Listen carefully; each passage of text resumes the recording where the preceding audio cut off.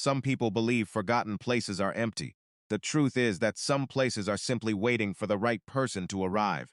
On a bitter winter night in northern Michigan, the world seemed frozen in place, beneath a sky crowded with silver clouds.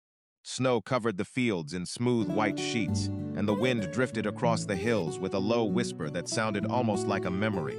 Scout stood perfectly still in the middle of that endless white silence. The 6-year-old German shepherd faced a lonely rise of land nearly 100 yards away, his ears raised high, his amber eyes fixed on something invisible beneath the snow. Grant Mercer stepped from his aging pickup truck and pulled his flannel jacket tighter against the cold.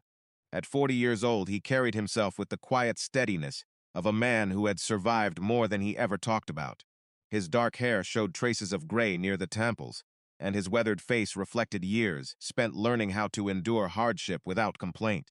For months, Grant and Scout had traveled from town to town, taking odd jobs whenever they could find them. They never stayed long.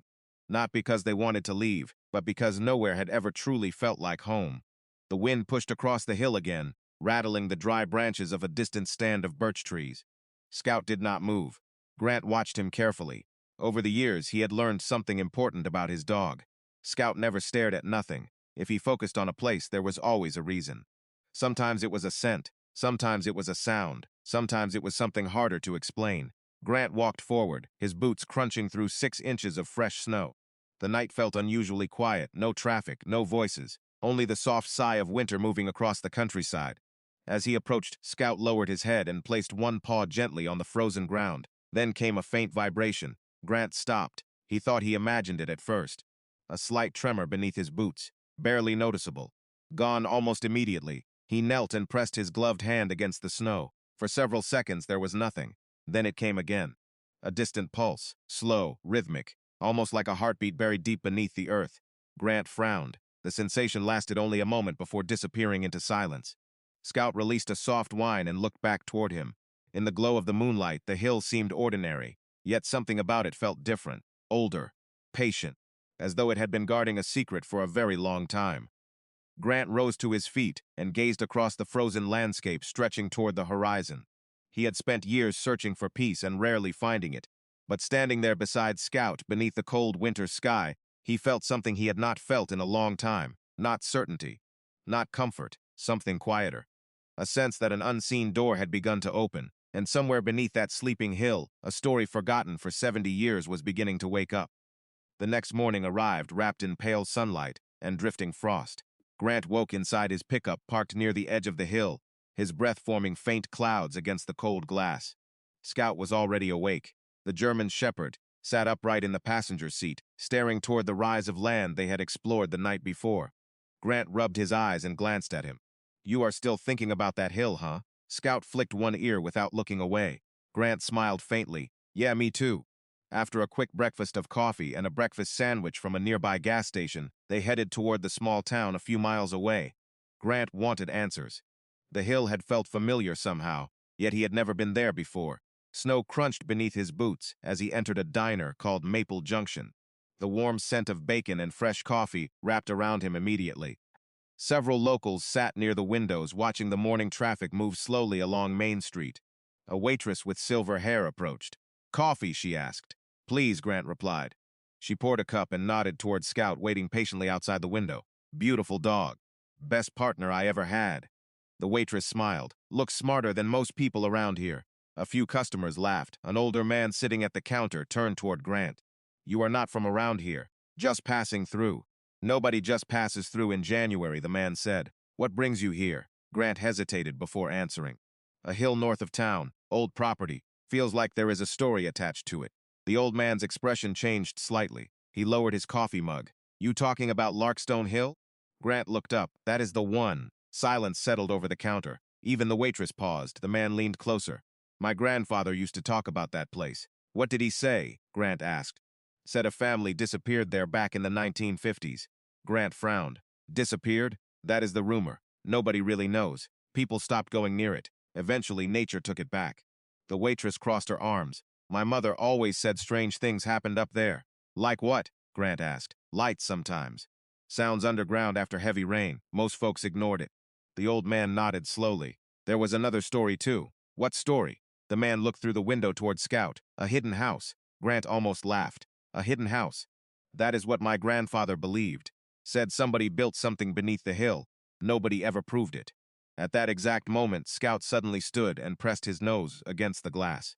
His ears rose sharply. Grant turned. A delivery truck had stopped across the street. Nothing unusual. Yet Scout remained completely focused. The old man followed the dog's gaze.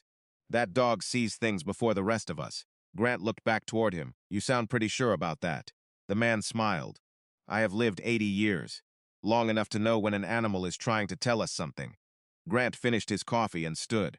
Outside, the winter wind moved gently through the town. Scout walked beside him as they headed back toward the truck. Halfway across the parking lot, Grant noticed something sticking out of the snow near an old fence post. It was a weathered metal marker, almost completely buried. He brushed away the frost and revealed a single word stamped into the rusted surface. Lark. Grant picked up the rusted marker and turned it over in his hands. The metal felt heavier than it should have. Years of snow, rain, and silence had worn away most of the lettering, but the single word remained clear. Lark. Scout sniffed the marker carefully and then looked toward the north side of town. You know something, do not you? Grant asked quietly. Scout responded with a slow wag of his tail before starting forward. That is what I thought. They spent the next hour following a narrow county road that curved between frozen fields and abandoned fence lines. The winter sun hung low above the horizon, casting long shadows across the snow. Eventually, they reached the town library, a small brick building that looked as though it had not changed since the 1960s. Inside, the air smelled faintly of papered dust and old wood polish. A woman in her 70s sat behind the front desk wearing reading glasses attached to a silver chain. She smiled as Grant entered. Can I help you? She asked. Grant placed the metal marker on the desk. I am trying to learn about Larkstone Hill. The woman's smile faded slightly. That is not a place many people ask about. Do you know anything? She studied him for a moment before nodding. Follow me. She led Grant through several aisles and into a small archive room in the back. Metal filing cabinets lined the walls. The woman opened one of the drawers and removed a worn newspaper folder. My name is Evelyn Parker, she said. I have been keeping local records for 30 years. She carefully spread several yellowed newspaper clippings across the table. Grant leaned closer. One headline immediately caught his eye. Local inventor disappears from public life. Another read. Mysterious conscription reported on Lark Stone property. Who was he? Grant asked. Evelyn adjusted her glasses. Dr. Elias Lark, engineer-inventor. Some called him a genius, and some called him strange. Scout sat quietly beside the table, his eyes fixed on the papers.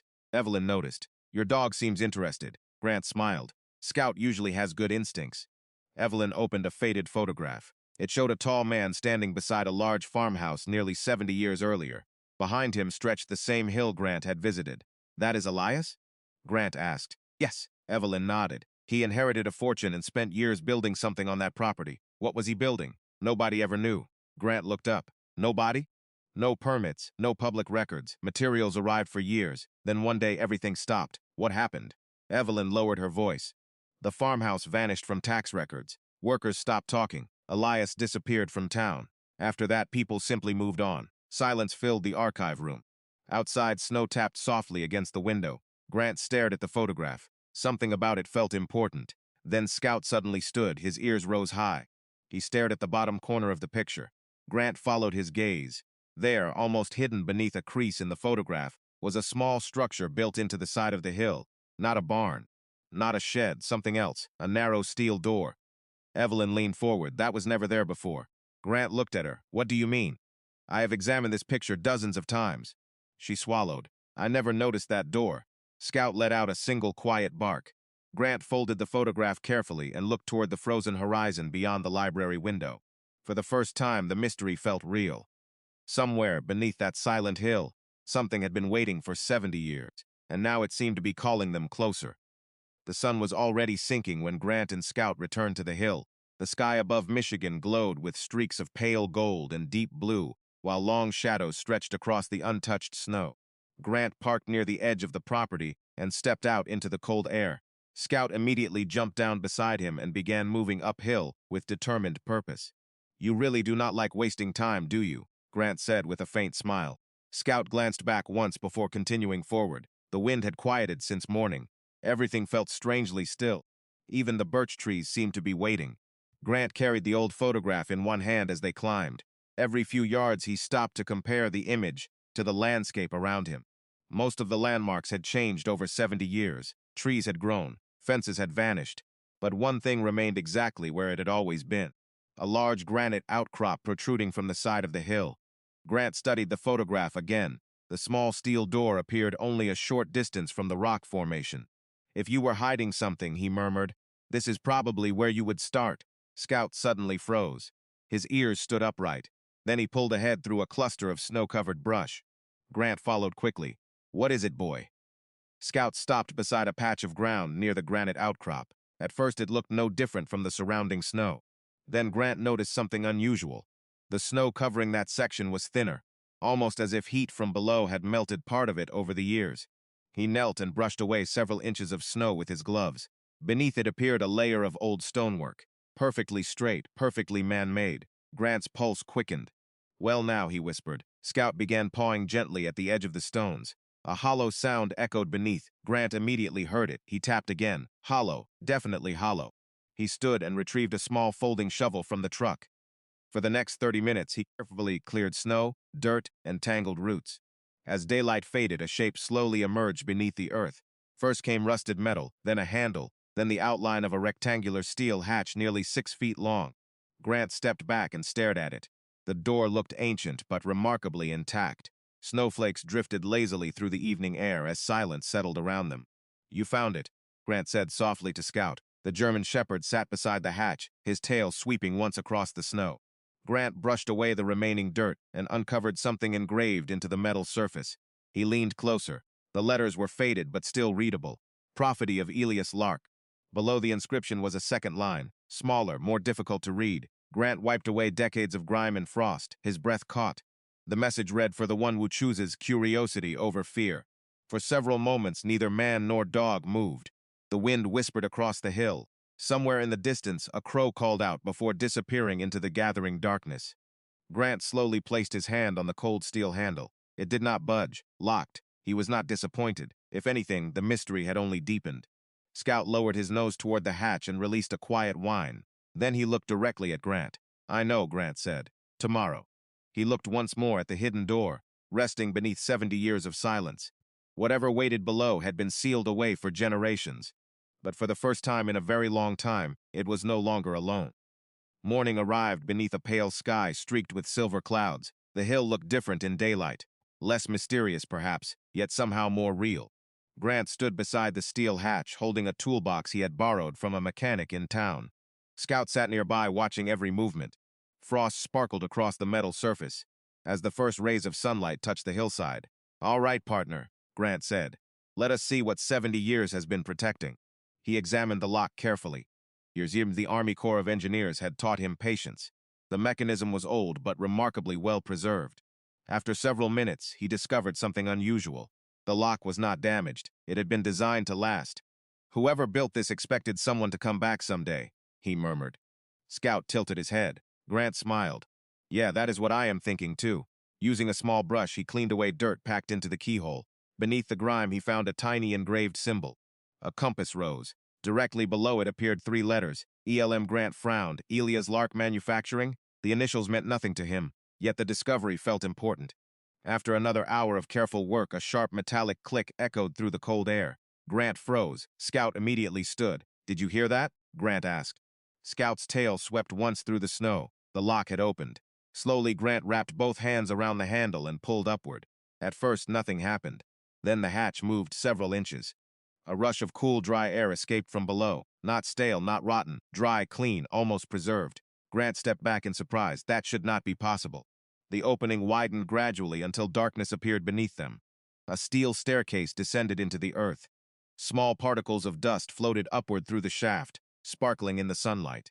Scout moved closer but did not descend. Instead, he waited for Grant, as he always did. Grant switched on a flashlight and aimed the beam downward.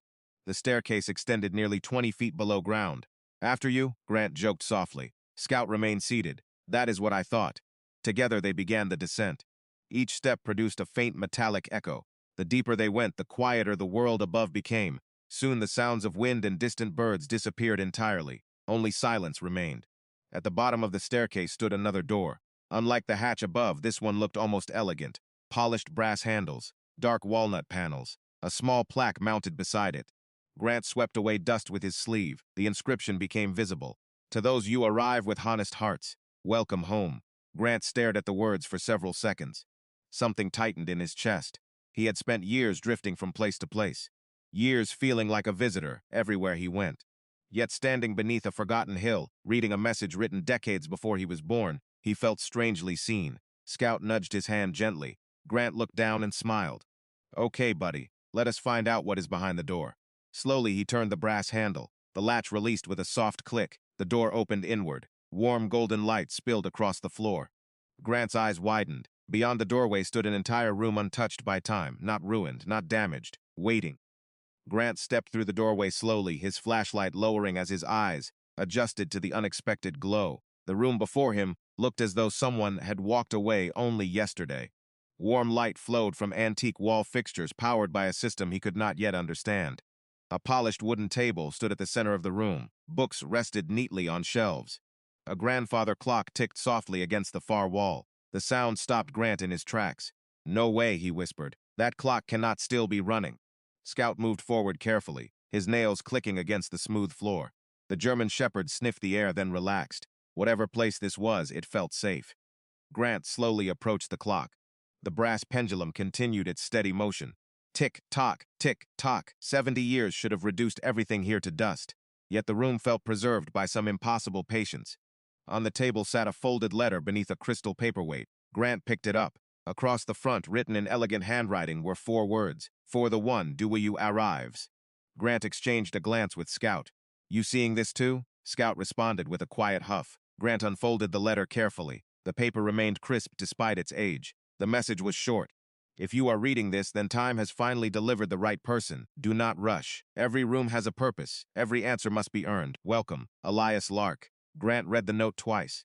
Earned, he repeated quietly. I do not think he wanted treasure hunters. Scout suddenly lifted his head. His ears turned toward a hallway extending deeper into the structure. The dog began walking in that direction. Already found something? Grant asked. He followed. The hallway opened into a large living area furnished with couches, framed paintings, and tall windows. For a moment, Grant forgot they were underground. Artificial skylights built into the ceiling created the illusion of daylight. The engineering was astonishing. Near one wall stood dozens of framed photographs, families, children, community gatherings, school events. Grant studied them carefully. Every image seemed connected to the same town above. This was never just a shelter, he murmured. This was a memory archive.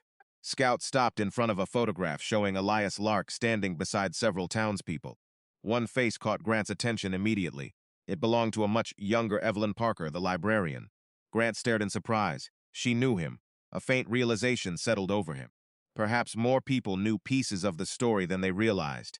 As they continued exploring, Grant noticed a narrow staircase leading upward to another level beneath the hill. Before he could approach it, Scout released a sharp bark. One bark, clear and deliberate. Grant turned. The dog stood beside a massive wooden cabinet built into the wall. Unlike everything else, this cabinet was secured by a heavy steel lock. Above it hung another plaque. Grant brushed away a thin layer of dust and read the inscription aloud. The greatest value is never measured in dollars. Silence filled the room. Then Scout placed one paw against the cabinet door and looked directly at Grant. Whatever waited behind that lock, it was important. Perhaps more important than anything they had discovered so far. Grant walked slowly toward the cabinet, his footsteps muted by the thick carpet beneath him. The underground home felt alive in a way he could not explain. Not alive with movement, but alive with intention. Every room seemed carefully arranged to guide a visitor toward something greater. Scout remained beside the cabinet, watching patiently. Grant examined the lock. Unlike the hatch outside, this mechanism looked far more sophisticated. Then he noticed a narrow slot beneath the handle. Not a keyhole, a document slot. That is different, he said quietly. Scout tilted his head. Grant reached into his jacket pocket and removed the letter Elias Lark had left on the table. As he unfolded it again, something slipped free and fluttered onto the floor. A small cream-colored card. He stared at it in surprise. Well, look at that. Printed on the card were 3 words. The first door. On the back was a compass rose identical to the symbol from the hatch outside. Grant slid the card into the slot. A soft mechanical click echoed through the room. Slowly, the cabinet doors unlocked and swung inward. Grant expected gold, He expected stacks of documents, maybe even hidden cash. Instead, he found shelves filled with journals, hundreds of them, leather-bound volumes arranged in perfect order. Scout stepped closer and sniffed the bottom shelf. Grant carefully removed one of the journals and opened it. Inside were handwritten entries dating back decades, weather reports, town events, family histories, personal stories, birth announcements, wedding photographs, letters from soldiers stationed overseas, entire lives preserved on paper. Grant turned another page, then another. His expression softened. "This is not a vault," he whispered. "It is a memory bank." Tucked between two journals sat a sealed envelope bearing his name, Grant Mercer. He froze. For a long moment he simply stared at the handwriting. "That is impossible." Scout sat beside him as Grant carefully opened the envelope. Inside was a single page. "If you have reached this room, then Scout has done his job well." Grant immediately looked down at the German shepherd. "Okay, that is getting strange." Scout wagged his tail once. Grant continued reading. "I do not know your name as I write this. I do not know when you will arrive, but I know the kind of person who will. The treasures hidden below this hill were never meant for the curious alone. They were meant for someone willing to care for what others forgot." Grant swallowed hard. The words felt personal, as though Elias had somehow understood him across 70 years. Then his eyes moved to the final paragraph. "Beneath this room lies another level. There you will find what the world values: money, assets, wealth. But before you go there, remember this. Wealth can change a life. Meaning can change a soul." Grant lowered the letter slowly. Silence filled the room. Even the grandfather clock seemed distant now. Then Scout suddenly stood and faced the far wall. His ears rose. His body became completely still. Grant followed his gaze. What appeared to be an ordinary bookshelf had shifted slightly. Behind it, a narrow opening had appeared where no opening existed before. A faint golden light spilled through the crack. Grant looked at Scout. Scout looked back. "I guess we are not done yet," Grant said softly. Grant stepped toward the opening behind the bookshelf, his flashlight no longer necessary as a warm amber glow spilled from the hidden passage. Scout moved beside him, alert but calm. Together they entered a narrow corridor lined with polished stone. The air felt different here, warmer, almost welcoming. At the end of the corridor stood a circular room, unlike anything they had seen so far. Grant stopped and stared. Floor-to-ceiling shelves surrounded the chamber. Glass display cases reflected the golden light. Framed certificates, antique maps, stock documents, engineering patents, rare artwork, and countless sealed boxes filled the room. It looked less like a vault and more like a museum built for one person. "Good Lord," Grant whispered. Scout slowly walked around the perimeter, his nose tracing the edge of the displays. Grant approached the nearest case. Inside rested stacks of old share certificates from companies that had grown into major American corporations over the past 70 years. His eyes widened. "Elias, what exactly were you building down here?" A leather journal rested on a central pedestal. Unlike the others, this one appeared recently placed. Grant opened it carefully. The first page contained a simple note. "If you have reached this room, you now understand that wealth is not hidden. It is preserved." Grant turned the page. Detailed records filled the journal. Investments, property holdings, business partnerships, conservation trusts, everything meticulously documented. The numbers grew larger with each page. Grant finally sat down in a nearby chair and rubbed his forehead. "Scout, I think this is bigger than I imagined." Scout responded by resting his head gently against Grant's knee. For several minutes, Grant continued reading. Then he discovered a folded document tucked near the back. It appeared to be a legal trust agreement. His name was not listed. Neither was anyone else's. Instead, one sentence had been highlighted. "Ownership transfers to the individual who discovers and protects the archive according to its original purpose." Grant read it twice, then a third time. "Protects it," he murmured. "Not sells it, not empties it, protects it." Suddenly another voice echoed in his memory. The old librarian, Evelyn Parker. She had spent decades preserving local history. Grant closed the journal and looked around the room again. For the first time, he understood what Elias had truly valued. Not money, legacy, stories, community. Scout suddenly walked toward a final display case positioned beneath a large American flag preserved behind glass. He sat down and looked directly at it. Grant joined him. Inside the case rested a small wooden box. Nothing flashy, nothing ornate, just a simple box. A brass plaque on the front read, "Open last." Grant carefully lifted the lid. Inside was a single photograph. Elias Lark stood smiling beside dozens of townspeople gathered in front of a newly built community center. Children laughed, families smiled. Life filled the image. Beneath the photograph lay one final letter. Grant unfolded it slowly. The handwriting remained steady despite the decades. "Wealth helped me build this place. Kindness gave it meaning. If you are reading this, then perhaps you already know which one matters more. Grant lowered the letter and looked at Scout. The German shepherd gazed back with calm amber eyes. For the first time since arriving in Michigan, Grant felt something settle deep inside his heart. Not excitement, not disbelief. Belonging. 3 weeks later, winter still covered the hills around the town, but something had changed. Word of the discovery had quietly spread among local historians, archivists, and community leaders. Grant had allowed only a handful of trusted people to visit the underground archive. He wanted to honor the promise Elias Lark had left behind. One snowy afternoon, Evelyn Parker stood beside him in the great room beneath the hill. Her eyes glistened as she examined photographs she had not seen since childhood. "I cannot believe these survived," she whispered. "Neither can I," Grant replied. Evelyn smiled gently. "You know, Elias always believed history was alive." She ran her fingers lightly across a framed photograph. "Most people think the past disappears." He thought it waited. Nearby, Scout rested beside the fireplace, watching the room with quiet contentment. Over the following days, experts carefully evaluated the collection. The numbers astonished everyone. The preserved investments, patents, property holdings, and rare assets had grown in value for decades. The estimated total exceeded $200 million. Yet when reporters eventually approached Grant, his answer surprised them. One journalist asked, "What will you do with all of it?" Grant looked toward the hill beyond the window. "Most of it was never meant for me." "What does that mean?" the reporter asked. "It belongs to the story that built this town." Months passed. Spring slowly replaced winter. Snow melted into clear streams. Green returned to the hillsides. The forgotten property became something new. The underground archive opened as a historical and educational foundation. Families visited. Students learned local history. Veterans gathered for community events. Children explored exhibits and listened to stories preserved for generations. One warm Saturday morning, Grant sat on a wooden bench overlooking the property. Scout lay beside him in the sunlight. Laughter drifted across the grounds from a group of school children touring the archive. Evelyn approached, carrying 2 cups of coffee. She handed one to Grant.